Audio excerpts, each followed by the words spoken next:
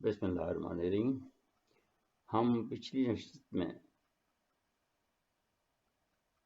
اس کا نمبر 73 تھا، غزوہ احد کی بات کر رہے تھے۔ اب 74 پہ ہم آ گئے ہیں اور یہاں بات شروع کرتے ہیں۔ اس کا عنوان ہے مزید لڑائی اور حضور صلی اللہ علیہ وآلہ وسلم کا مزید زخمی ہونا۔ اس سے پہلے ابن اسحاق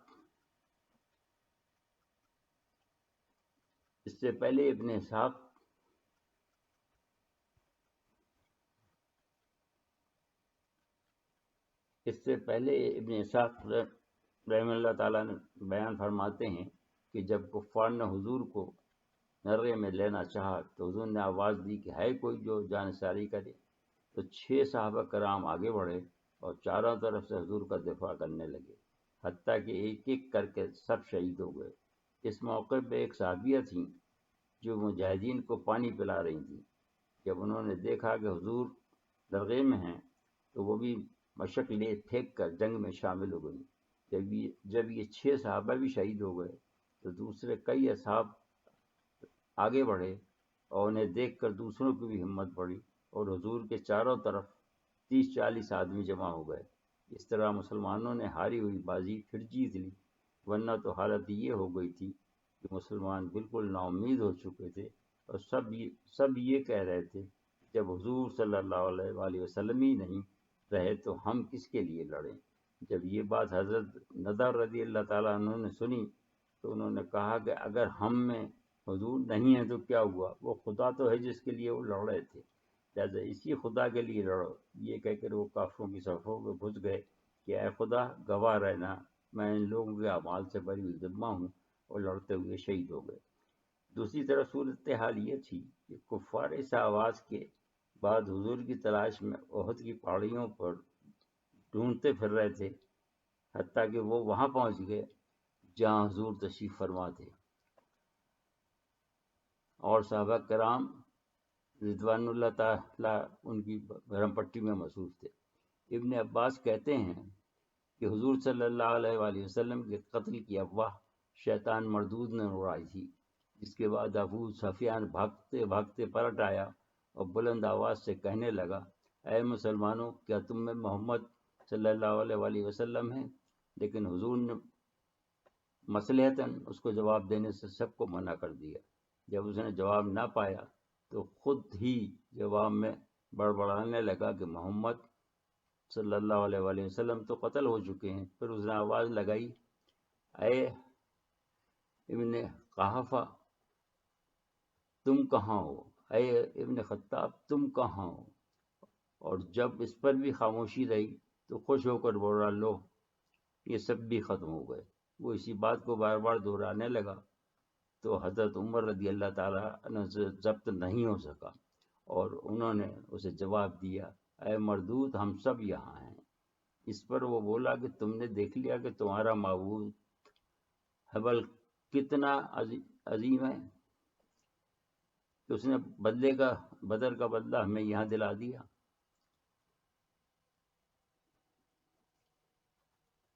ابو سفیان کی زبان سے یہ الفاظ سن کر حضور صلی اللہ علیہ وآلہ وسلم نے حکم دیا کہ اب تم اس کو جواب دو۔ یہ اردو میں بامحرا اس کا ترجمہ یہ ہے کہ بڑا تو خدائے واحد ہے جس کے سوا کوئی معبود نہیں۔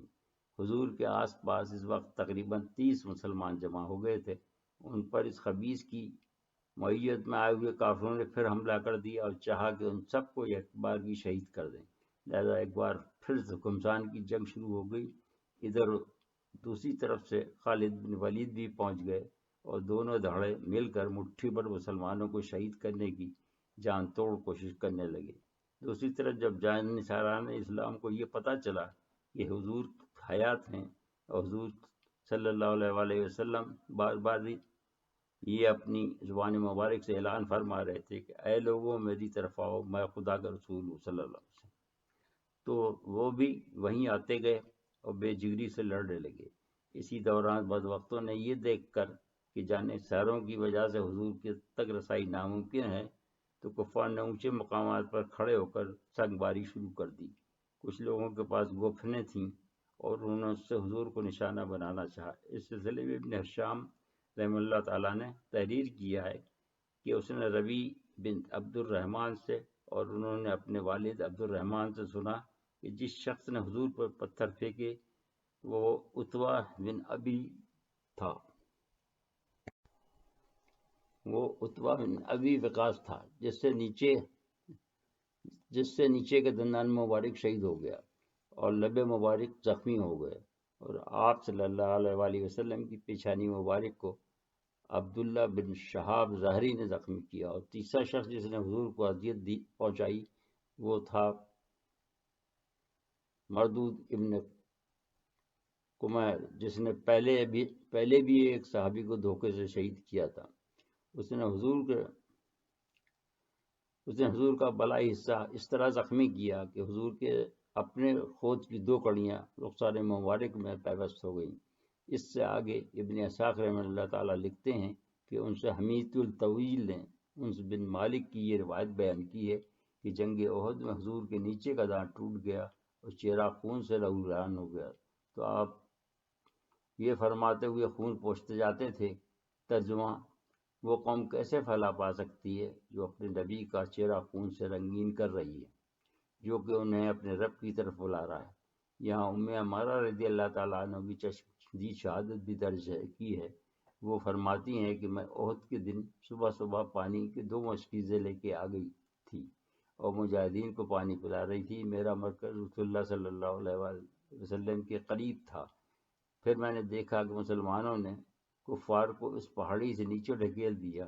اس کے بعد نہ جانے کیوں اچھی خاصی فتح کے بعد مسلمانوں کو پسپا ہوتے دیکھا۔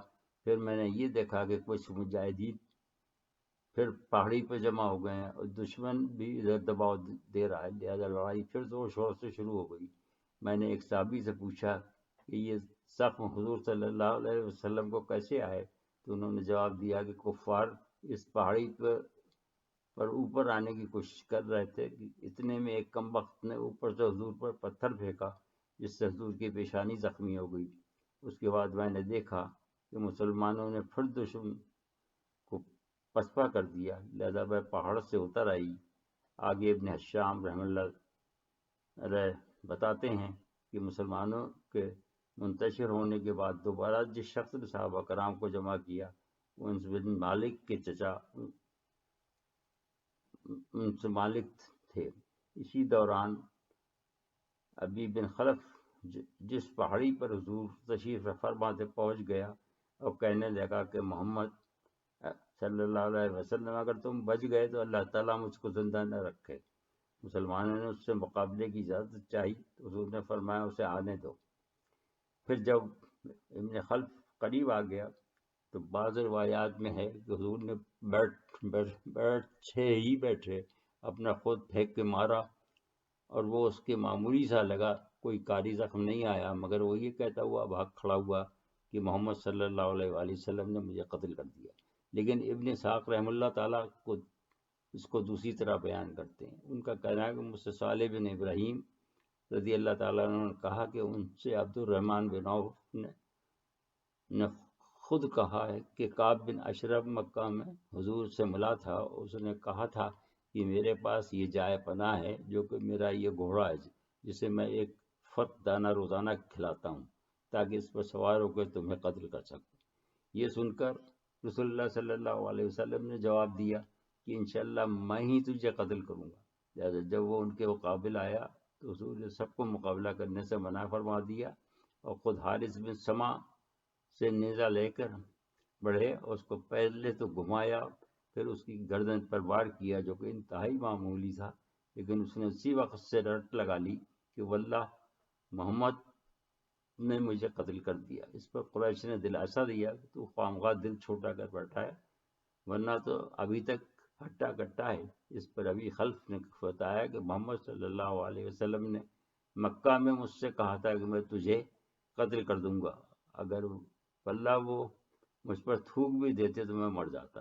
جب قریش مکہ کی طرف واپس ہو رہے تھے تو وہ راستے ہی میں مر گیا۔ جب لوگوں نے دشمن کو پسپا کر دیا تو پھر محرم پٹی میں مشغول ہو گئے اور سب سے پہلے حضرت علی چشمہ مہر پہ گئے اور وہاں سے پانی لے کر آئے۔ جس میں حضور نے بدبو محسوس کر کے پینے سے انکار کر دیا، لہذا اس سے زخم دھونا شروع کر دیے گئے۔ سب سے پہلے چہرہ مبارک دھونا شروع کیا، اور جب حضور کے سر مبارک سے پانی بہایا گیا تو حضور نے فرمانا شروع کیا کہ اللہ کا غضب اس پر شدید ہو گیا جس نے نبی صلی اللہ علیہ وآلہ وسلم کا چہرہ خون آلودہ کیا۔